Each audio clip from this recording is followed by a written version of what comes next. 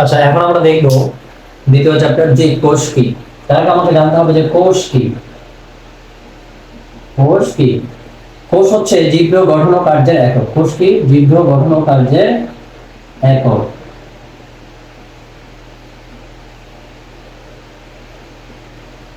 কার্যের একক। এর আগের চ্যাপ্টারে পড়ায় দিয়েছিলাম যে কি কোষ কোন শব্দ থেকে আসছে। কোষ আসছে হচ্ছে আমাদের গ্রিক শব্দ থেকে, সরি কোষ আসছে আমাদের ল্যাটিন শব্দ থেকে। ল্যাটিন শব্দ কি থেকে?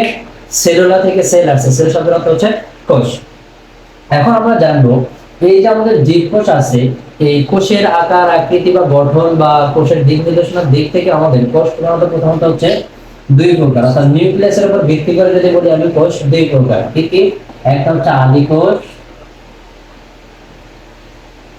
আর একটা হচ্ছে প্রকৃত কোষ। আর একটা কি আছে আমাদের এই প্রকৃত কোষের উপর বিশেষ করে আবার দুই প্রকার আছে, একটা দেহ কোষ আর একটা জনন কোষ। দেহ কোষ আর একটা জনন কোষ। এটা কার উপর ভিত্তি করে? এটা হচ্ছে আবার প্রকৃত কোষের উপর ভিত্তি করে। কোষের উপর ভিত্তি করে আবার দুই প্রকার। আচ্ছা, এখন আসো এটা আবার কার উপর ভিত্তি করে? এটা হচ্ছে নিউক্লিয়াসের উপর ভিত্তি করে। নিউক্লিয়াসের উপর ভিত্তি করে কোষ কতগুলো? দুই প্রকার, একটা আদি আর একটা প্রকৃত। এখন আসো এটার পার্থক্য আমরা জানবো। আদি কোষের শুরুতে ওয়া আছে, তার মানে আদি কোষের যে শ্বসন হবে এটা অবাধ শ্বসন। আদি কোষের শ্বসন কেমন হবে? অবাধ শ্বসন। তাহলে শ্বসন হবে যেন দুই প্রকার, একটা অবাধ আর একটা সবাধ। তাহলে আদি কোষে যদি অবাধ হয় তাহলে প্রকৃত কোষে কি হবে? সবাধ হবে। তাহলে আদি কোষে অবাধ হলে প্রকৃত কোষে হবে সবাধ শ্বসন। এরপর দেখো আদি কোষে ওয়া আছে, তার মানে এইখানে যে কোষ বিভাজন হবে সেটা হবে অ্যামাইটোসিস প্রক্রিয়া। অ্যামাইটোসিস প্রক্রিয়া এটা কিভাবে আমরা করতেছি? এটা এই যে মিল রেখে আদির ও আছে, অবাধের ও আছে, কোষ বিভাজনের ভিতরে কার ও আছে, অ্যামাইটোসিসের ও আছে। তাহলে কোষ বিভাজনে অ্যামাইটোসিস গেলে বাকি থাকে কি? মাইটোসিস এবং মেয়োসিস। তাহলে মাইটোসিস আর এটা কি? মিয়োসিস। এবার আসো কোষ বিভাজনে আদি কোষ যেটা আছে আমাদের, এই আদি কোষের নিউক্লিয়াস অগঠিত থাকে। আদি কোষে ও আছে, তাহলে ও থেকে অগঠিত। তাহলে এখানে কি হবে? নিউক্লিয়াস সুগঠিত। আদি কোষে কোনো অর্গানে থাকবে না, শুধুমাত্র থাকবে রাইবোজোম।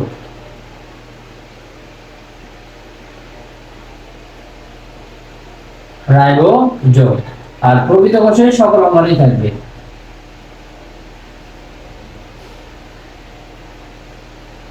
আদি কোষে যে রাইবোজোম থাকবে, এই রাইবোজোম থাকবে 70s।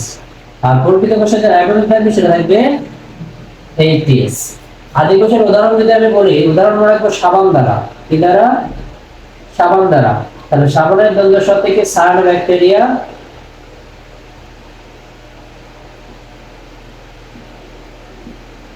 ব থেকে ব্যাকটেরিয়া, ন থেকে নীলাভ সবুজ শৈবাল।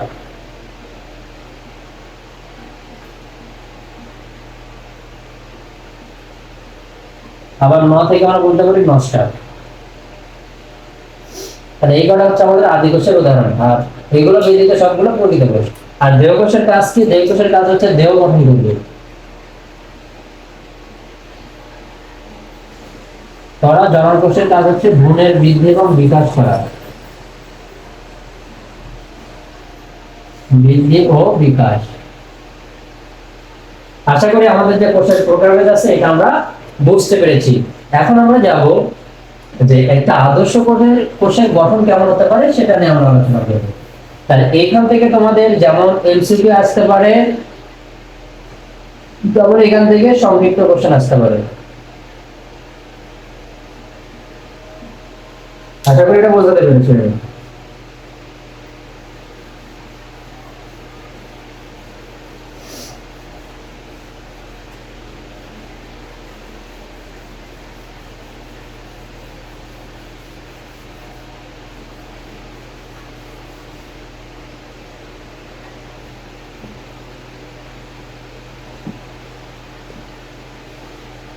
এখন আমরা দেখবো আদর্শ উদ্ভিদ কোষ।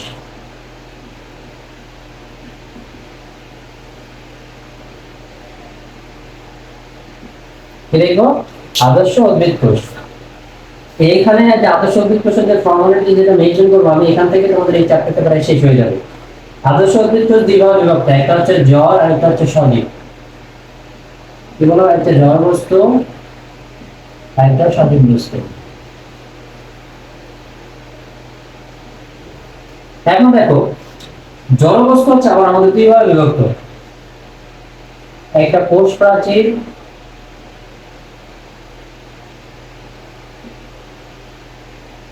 একটা নির্জীব বস্তু বা কোষস্থ সজীব বস্তু, নির্জীব বস্তু। আচ্ছা, শুধু নির্জীব দিলাম, নির্জীব বস্তু। এখন দেখো, এই নির্জীব বস্তু আবার তিন ভাগে বিভক্ত, তবে তিন ভাগে বিভক্ত। কি কি?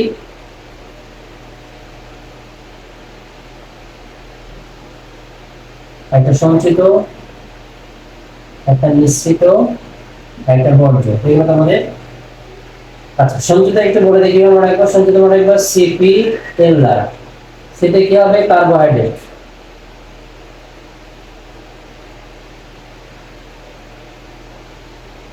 পি থেকে কি হবে? প্রোটিন। তেল থেকে কি হবে? লিপিড। আর মিশ্রিত কথা বলা যায় কি দ্বারা? হিস্টেন দ্বারা। তাহলে হিস থেকে হরমোন, পি থেকে পিগমেন্ট, ডি থেকে এনজাইম, এন থেকে নেকটার। এখন দেখো, কোষ প্রাচীর কি আছে? কোষ প্রাচীর থেকে তোমাদের আসতে পারে সংক্ষিপ্ত অথবা গ থেকে আসতে পারে। কোষ প্রাচীর আসলে তিনটা স্তর থাকে, একটা মধ্যবর্তী, একটা প্রাথমিক আর একটা সেকেন্ডারি। একটা মধ্য, একটা প্রাথমিক, সেকেন্ডারি। এখন আসলে ডিটেইলস পড়ানোর মতো সময় নেই, তোমরা বই থেকে একটু দেখে নেবে যে মধ্যপর্দা কি কি স্তর থাকে বা কিভাবে বিভক্ত থাকে, যদি একটু চিত্রটা করে দেই। দেখো, প্রথমে যেটা, এটা হচ্ছে আমাদের মধ্যপর্দা।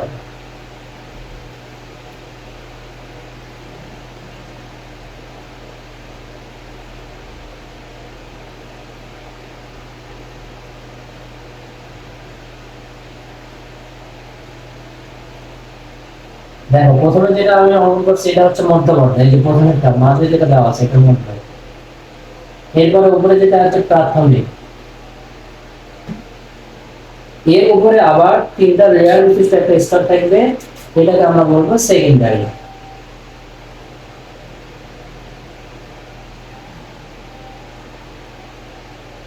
এরকম তিন লেয়ার বিশিষ্ট থাকবে, এটাকে বলবো সেকেন্ডারি। আমি চিত্র দেখাই দিলাম। আচ্ছা, তাহলে আমাদের জড় বস্তু শেষ। এখন আমরা দেখবো সজীব বস্তু।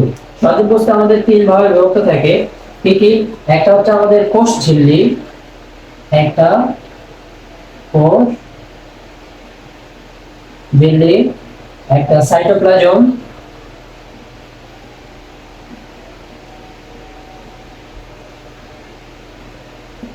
আর একটা হচ্ছে আমাদের নিউক্লিয়াস।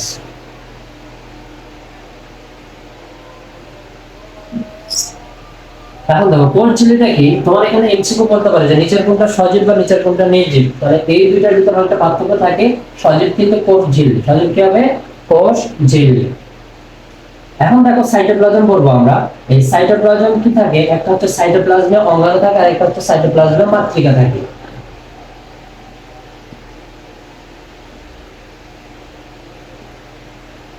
সাইটোপ্লাজমীয়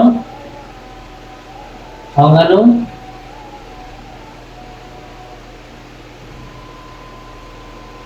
একটা সাইটোপ্লাজমীয় মাতৃকা। দেখো, মাতৃকা মানে হচ্ছে তরল বস্তু বোঝাচ্ছে এখানে। আর সাইটোপ্লাজমীয় অঙ্গাণু এখন আমরা পড়বো, এই অঙ্গাণু আবার দুই ভাগে বিভক্ত থাকে। একটা হচ্ছে ঝিল্লি যুক্ত আর একটা ঝিল্লি বিহীন।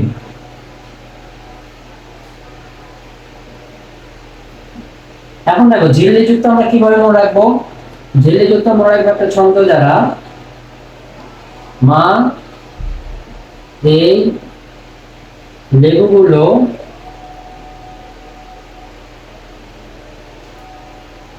প্লাস্টিকে ভরে ভ্যানে পার করে, তাহলে আমরা মা থেকে মনে রাখবো মাইটোকন্ড্রিয়া।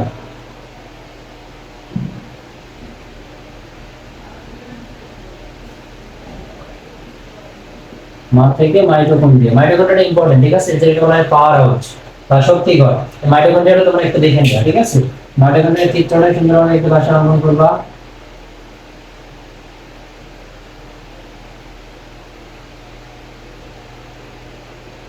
মাইটোকন্ড্রিয়া প্লাস্টিক, এই দুইটা চিত্র সুন্দরভাবে একটু অঙ্কন করো, ঠিক আছে। এগুলো থাকে ক্রিস্টি, এরপরে এখানে থাকবে নিউক্লিয়াস, এরপর থাকবে রাইবোজোম, মাঝখানে থাকবে ডিএনএ, নিজস্ব ডিএনএ থাকে, এটা হচ্ছে মাইটোকন্ড্রিয়া। তাহলে আমরা ধীরে যুক্ত অঙ্গনে কি দেখলাম, মা এই লেগুগুলো প্লাস্টিকে ভরে ভ্যানে পার করো। তাহলে মা থেকে হচ্ছে আমাদের মাইটোকন্ড্রিয়া, লেগু থেকে হচ্ছে আমাদের লাইসোজোম, গুলো থেকে হচ্ছে আমাদের গলগি বডি, প্লাস্টিক থেকে প্লাস্টিক। ধীরে যুক্ত অঙ্গনে তোমাদের এই কটা লাগবে, বাকি যেগুলো আছে সেগুলো লাগতেছে না। এখন এই কটা কিন্তু তোমাদের জন্য ইম্পর্টেন্ট, আসলে কোনটা তোমাদের জন্য ইম্পর্টেন্ট আমি বলবো, মাইটোকন্ড্রিয়া, গলগি বডি এবং প্লাস্টিক, এই তিনটা জিনিস কিন্তু সিকিউর জন্য ইম্পর্টেন্ট। এখন ডিটেইলসে আসলে এভাবে বলা কখনো সম্ভব না, কারণ তোমাদের টাইমও অল্প। প্লাস্টিক নিয়ে আলোচনা করে দেওয়া আছে, আমার আইডিতে আছে প্লাস্টিক নিয়ে আলোচনা করে দেওয়া, আমি হচ্ছে কমেন্টে ওইটা লিংক দিয়ে দিব, আমি তোমরা একটু দেখে নিও। আর মাইটোকন্ড্রিয়া কি, মাইটোকন্ড্রিয়াকে বলা হয় পাওয়ার হাউস বা শক্তিঘর, কারণ এর হচ্ছে কি আছে, নিজস্ব একটা শক্তি আছে, এই এটিপির মাধ্যমে শক্তি সংশ্লেষণ করে, আর এর নিজস্ব আবার কি আছে, ডিএনএ আছে। আচ্ছা, এরপর আছে আমাদের গলগি বডি। গলগি বডিটা কি, একটা হচ্ছে সিগন্যাল হিসেবে কাজ করে, এটা তোমরা একটু দেখে নিও। প্লাস্টিক নিয়ে ক্লাস দেওয়া আছে, ওইটা লিংক আমি দিয়ে দিব। এখন আসো জেল লেভিন অঙ্গন আমরা কিভাবে মনে রাখবো। জেল লেভিন অঙ্গন মনে রাখবো, মামারা প্রতি সেকেন্ডে ইমোশনাল। তাহলে ময়, প্রথম ময়াকার থেকে মাইক্রোটিউবুল, এরপরের ময় থেকে মাইক্রোফিলামেন্ট, র থেকে রাইবোজোম, যেটাকে বলা হয় সার্বজনীন অঙ্গন। এখানে আরএনএ এবং প্রোটিন দুইটার সমানুপাতিক আকারে থাকে। রাইবোজোমে কি থাকবে আমাদের, প্রোটিন ইজ টু আরএনএ, এটা থাকবে 1:1, 5:500। এবার দেখো প্রতি থেকে প্রোটিওস, এটা তোমাদের লাগবে না। সেকেন্ড থেকে সেন্ট্রিওল, এই সেন্ট্রিওলটা তোমাদের লাগবে, যে লেভেল অঙ্গনের ভিতর থেকে সেন্ট্রিওলটা তোমাদের লাগবে।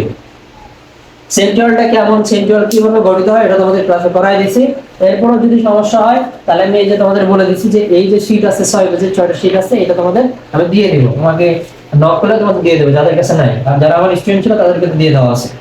তাহলে আমরা দেখলাম ঝিল্লিযুক্ত অঙ্গনও দেখলাম, ঝিল্লিবিহীন অঙ্গনও দেখলাম। এর ভিতরে কোনটা ইম্পর্টেন্ট সেটা তোমাদের বলে দিলাম, যে ঝিল্লিবিহীনের ভিতরে সেন্ট্রিওলটা আমাদের ইম্পর্টেন্ট, আর আমাদের ঝিল্লিযুক্তের ভিতরে মাইটোকন্ড্রিয়া, গলগি বডি আর একটা প্লাস্টিক। এখন আমাদের মোস্ট ইম্পর্টেন্ট যেটা, সেটা হচ্ছে সজীব বস্তুর ভিতরে নিউক্লিয়াস আছে। এই আদর্শ নিউক্লিয়াসের 4টা অংশ আছে। কয়টা অংশ আছে? 4টা অংশ আছে।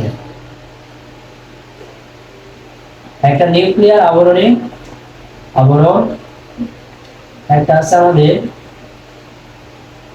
নিউক্লিয়ার রেটিকুলাম,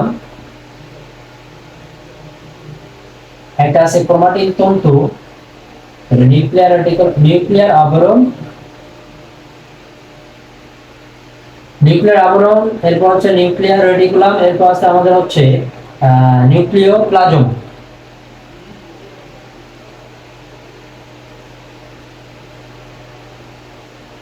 নিউক্লিওপ্লাজম, সর্বশেষ আছে নিউক্লিওলাস।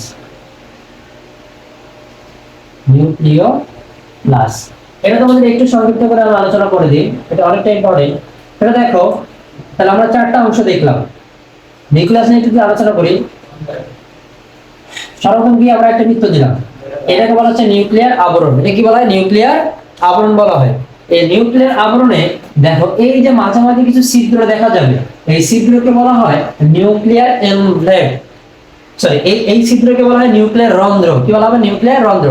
সাপোজ তুমি একটা রুমকে কল্পনা করবা, যে এটা একটা কি রুম, এই রুমে কি আছে, এই চতুর্দিকে যে দেয়াল আছে এটাকে প্রাচীর বলা হয়, তাহলে এই জন্য এটাকে বলা আমরা নিউক্লিয়ার আবরণ।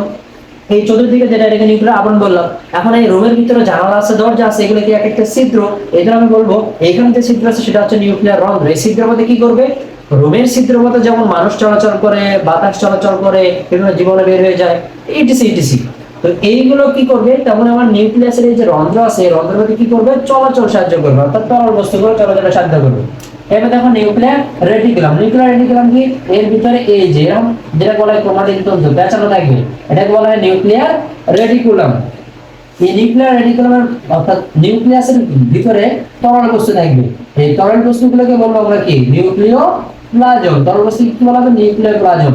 এরপর দেখো নিউক্লিয়ার রেটিকুলাম একদম মাঝখানে একটা বস্তুর সাথে যুক্ত থাকবে, সেটাকে বলা হবে নিউক্লিওলাস। নিউক্লিওলাস এটা তখনই যুক্ত হবে ক্রোমাটিন তন্তুর যে জায়গায় নীলাশ নেই। নীলাশ কি বর্ণ?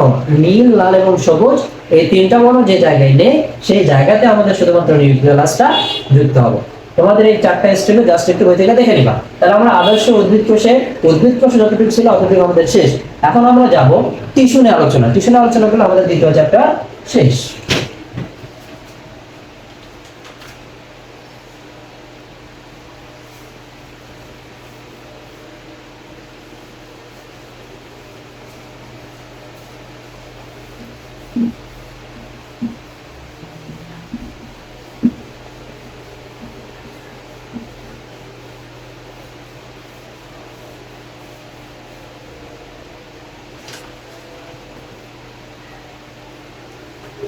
আচ্ছা, এখন দেখবো আমরা উদ্ভিদ টিস্যু।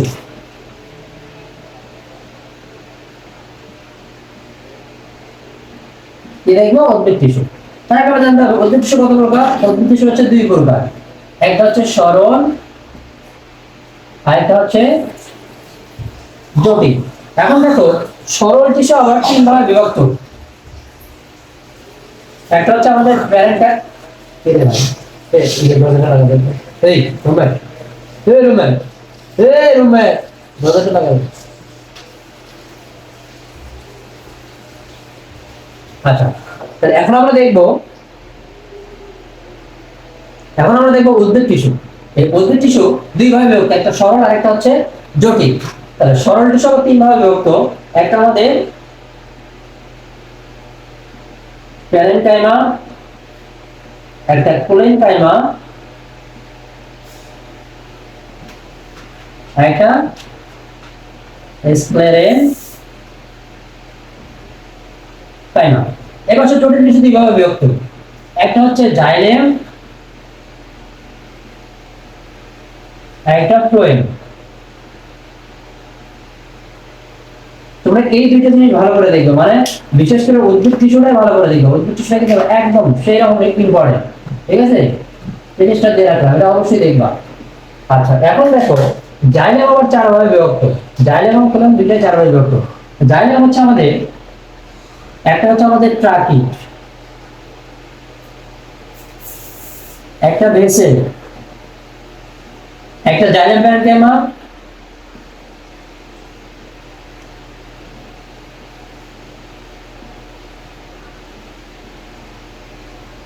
একটা জাইলেম ফাইবার।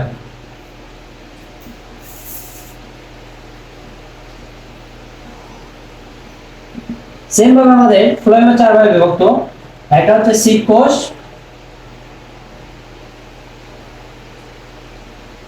আরেকটা হচ্ছে সঙ্গী কোষ, আরেকটা হচ্ছে আমাদের ফ্লোয়েম প্যারেনকাইমা,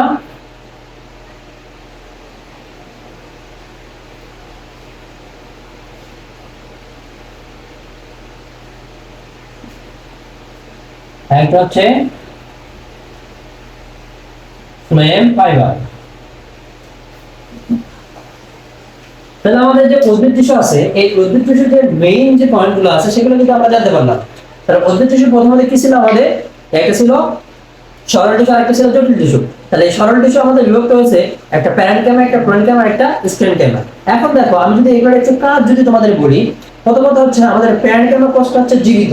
শুধুমাত্র কি প্যারেনকাইমা কোষটা কি হবে? জীবিত হবে। আবার ফ্লোয়েমকাইমা কোষটা কিন্তু আমাদের জীবিত। প্যারেনকাইমা ফ্লোয়েমকাইমা উভয় কি জীবিত। দেখো স্ক্লেরেনকাইমা থেকে আমরা দেখবো যে স্ক্লেরাইট মানে কি? অস্থি বোঝাচ্ছে না, তাহলে অস্থি হাড় হাড্ডি, মানুষ যখন মারা যায় তখন কি বের হয়? হাড় হাড্ডি বের হয়। তার মানে স্ক্লেরেনকাইমা কি জীবিত হবে, মৃত হবে? এটা মৃত হবে। এখন হচ্ছে আমরা দেখবো যে এগুলোর একটু কাজগুলো আমরা জাস্ট বের করবো। সর্বপ্রথম হচ্ছে সরল টিস্যুর কাজ, মানে ওভারঅল যদি বলি আমি সবগুলোর প্রায় একই কাজ দেখা যায়। আমি একটা উদাহরণ দিতে হচ্ছে, কোনো অনুষ্ঠানে তুমি কোনো খাবার আয়োজন করার দায়িত্ব পাইছো, তাহলে তুমি প্রথমে কি করবা? প্রথমত তুমি খাদ্যটাকে প্রস্তুত করবা, খাদ্য প্রস্তুত করলা। এরপরে কি করবা? খাদ্য যখন প্রস্তুত করবা, করতে যায় তুমি ভাববা যে বাসায় যাওয়ার সময় আমি একটা প্যাকেট খাবার নিয়ে যাবো, তাহলে খাবার নিয়ে যেতে গেলে কি করতে হবে, প্যাকেটটাকে তোমাকে সাইডে রেখে দিতে হবে, তারপরে খাদ্য তোমাকে সঞ্চয় করতে হবে, খাদ্য সঞ্চয় করবা। যখন খাদ্য সঞ্চয় করলা, খাবারটাকে লুকিয়ে রাখলা, তখন এই খাবারটা হাতে করে নিয়ে তোমার বাসায় যে বউ আছে তার জন্য নিয়ে যাবা, তাহলে নিয়ে যাচ্ছ, এটা কি বলা হয়, খাদ্য পরিবহন করা। কি করা? পরিবহন করা। তাহলে খাদ্য যখন পরিবহন করলা, সর্বশেষে তোমাকে কি করতে হবে, তুমি খাবার প্রস্তুত, খাবার তৈরি করলা, খাবারটাকে রেখে দিলা, খাবারটাকে হাতে করে বাসায় নিয়ে গেলা, এরপরে তুমি বউকে যখন খাওয়াই দেবা তখন বউয়ের কি হবে, দেহ গঠন হবে। তাহলে তুমি বলতে পারো যে কি সর্বশেষে দেহ গঠনে সাহায্য করবে। তার মানে সরল টিস্যুর কাজ আমরা বুঝতে পারলাম। সরল টিস্যুর কাজ কি?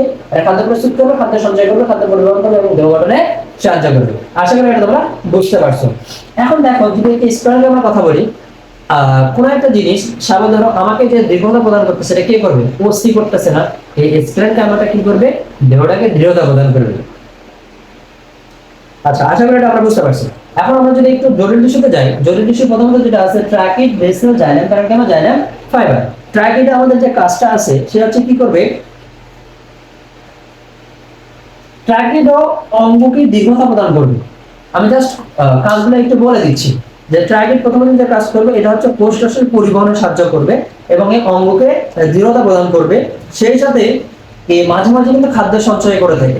তাহলে ট্রাকিড কি বললাম, সে অঙ্গকে দৃঢ়তা প্রদান করবে, এরপরে মাঝে মাঝে হচ্ছে খাদ্য প্রস্তুত করবে, এরপরে কি খাদ্য সঞ্চয় করবে। এরপর আছে আমাদের ভেসেল। ভেসেলের কাজ কি, পানি এবং খনিজ লবণ উভয় পরিবহন করবে, সেই সাথে শুধুমাত্র পানিটাও সে পরিবহন করতে পারে। মেইন কথা ভেসেল, অর্থাৎ কোন উদ্ভিদ, সাপোজ ধরো আমি যদি এই উদ্ভিদটার কথা বলি, এই যে উদ্ভিদটা দেখতেছো, এই উদ্ভিদটার পানি পরিবহন করবে কি, এই উদ্ভিদের পানি পরিবহন এবং খাদ্য যে মানে মেইন কথা হচ্ছে খাদ্য, সরি মেইন কথা পানি এবং খনিজ লবণ দুইটাই পরিবহন করবে হচ্ছে কি আমাদের ভেসেল। মানে একটা উদ্ভিদের পানি এবং খনিজ লবণ এই দুইটাই পরিবহন করতেছে কে, ভেসেল। এরপর যদি আমরা দেখি, এরপরে যেটা আছে আমাদের সেটা হচ্ছে জাইলেম প্যারেনকাইমা। জাইলেম প্যারেনকাইমার কাজ মূলত হচ্ছে খাদ্য সঞ্চয় করবে এবং পানি পরিবহন করবে। জাইলেম প্যারেনকাইমারও সেম কাজ। অর্থাৎ এক কথায় যদি আমরা বলি জাইলেমের কাজ কি, এক কথায় যদি বলি জাইলেমের কাজ হচ্ছে কি করবে, খনিজ লবণ এবং পানি পরিবহন করবে, সেই সাথে খাদ্য অনেকটা পরিবহন করে, যেমন ট্রাকিড করবে। এরপর আমরা দেখবো জাইলেম ফাইবার। জাইলেম ফাইবারের কাজ কি, এ উদ্ভিদকে যান্ত্রিক শক্তি দিবে। ফাইবার কি করবে, উদ্ভিদকে যান্ত্রিক শক্তি দিবে। এবার সে ফ্লেম, ফ্লেমের কাজ যদি দেখি আমরা, ফ্লেমের শীত কোষের কাজ হচ্ছে এও খাদ্য পরিবহন করবে। শীত কোষ কি করবে, পরিবহন করবে। এবার যদি দেখি সঙ্গী কোষ, সঙ্গী কোষের কাজ হচ্ছে অর্থাৎ শীত কোষের যে কার্যপ্রণালী আছে সেই শীত কোষের কার্যপ্রণালীকে সঙ্গী কোষ কি করবে, নিয়ন্ত্রণ করবে। শীত কোষ যে কার্যটা মানে যে কাজটা করতেছে সেই কাজটাকে নিয়ন্ত্রণ করবে সঙ্গী কোষ। সাপোজ ধরো তুমি কোনো ট্রান্সপোর্ট সিস্টেমে করে কোনো অবৈধ মালামাল নিয়ে যাচ্ছ, তাহলে এই অবৈধ মালামাল তোমাকে চেক করবে কি, পুলিশ চেক করবে। তো তেমনই শীত কোষ যে কাজটা করতেছে সেই কাজটাকে কন্টিনিউ করবে হচ্ছে সঙ্গী কোষ।